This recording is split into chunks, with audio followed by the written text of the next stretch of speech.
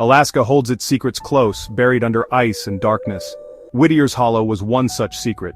A town you only found if you were already lost.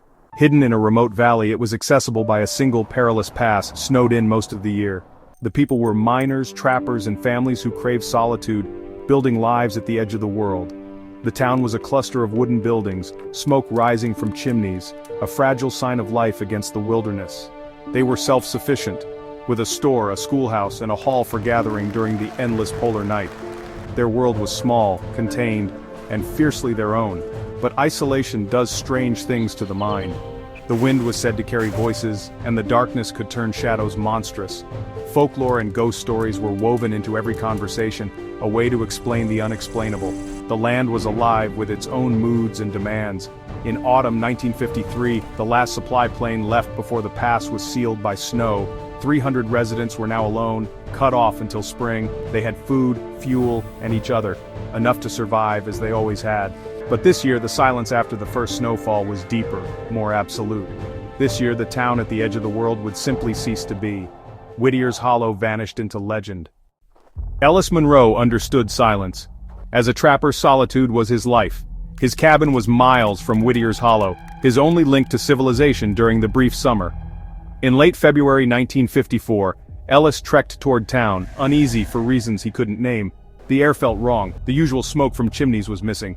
Cresting the ridge, he saw the town. Still, lifeless, no lights, no barking dogs, no laughter. Not a wisp of smoke rose from any chimney. In winter, that was impossible. Dread settled in his gut. He waited, watched, listened. Nothing.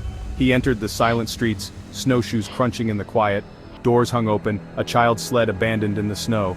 The general store was stocked, a ledger open, pen beside it, everything in its place, yet everything wrong. He called out, only the wind replied. In the community hall, a half-played checkers game, coats on pegs. It was as if everyone had simply stood up and walked away. No sign of struggle, no sign of life. Ellis, who had faced blizzards and bears, felt a new kind of fear. He was alone in a town full of ghosts. The silence was absolute. Whittier's Hollow was empty, and Ellis Monroe was the only one left to witness it. The most disturbing detail wasn't the emptiness, but the evidence of recent life. Inside homes, meals sat uneaten, coffee frozen in cups, fires still faintly warm.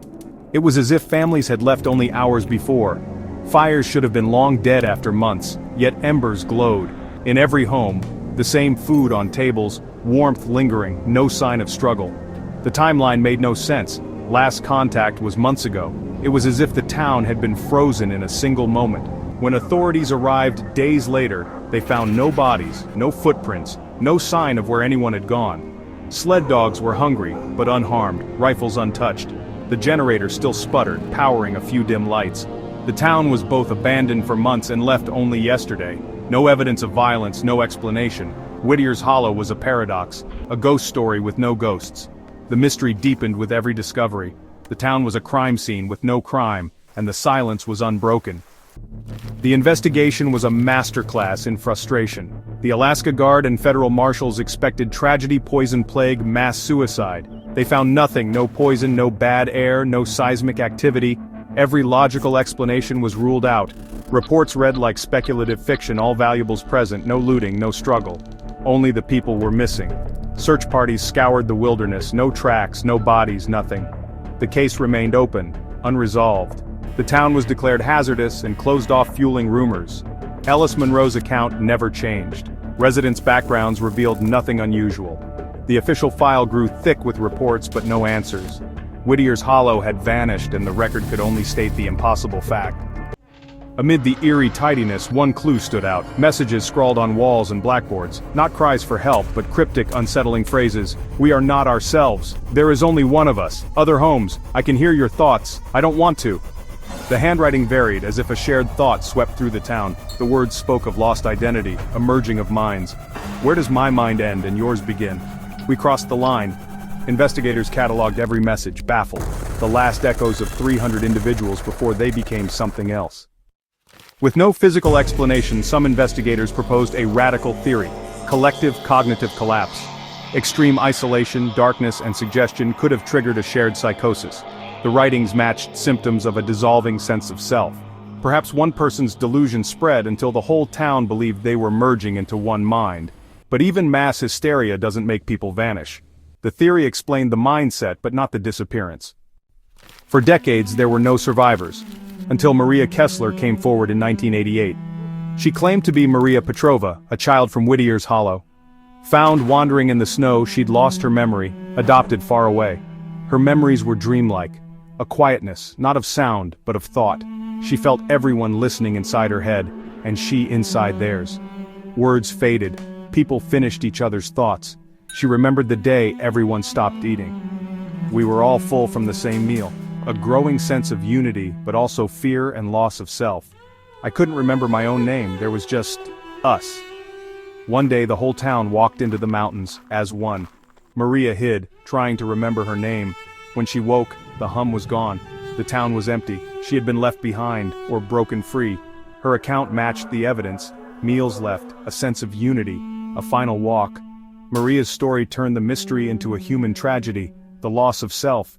She was the only voice left from Whittier's Hollow.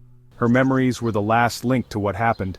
Maria's account pushed investigators to the fringes of science. One theory, neurospatial resonance. The valley's geography and the generator's hum could have created a frequency that affected the brain.